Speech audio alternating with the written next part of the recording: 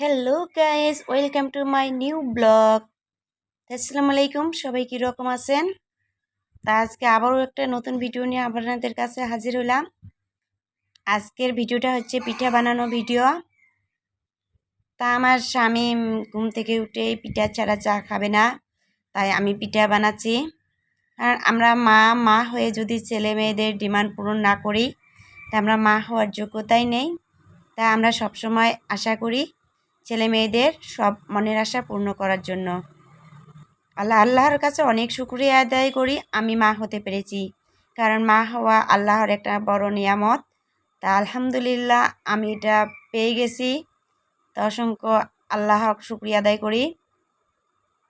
তা আমার এই যে পিঠা বানাচ্ছি ছেলের খুশির জন্য, তা আমার সম্পূর্ণ পিঠানো বানাস হয়ে গেছে। এখন পিঠাগুলো ভাজে নিচ্ছি। আমি পিঠেটা ভাজছি রিফাইন তেল দিয়ে না, সরিষার তেল দিয়ে, একটু হলি দেওয়া হয়ে গেছে সেজন্য। কারণ হঠাৎ প্রোগ্রাম হলো পিঠা বানানোর, তাই কিছু রেডি ছিল না, যতটুকু যে ছিল সেটাই দিয়ে বানিয়ে নিয়েছি।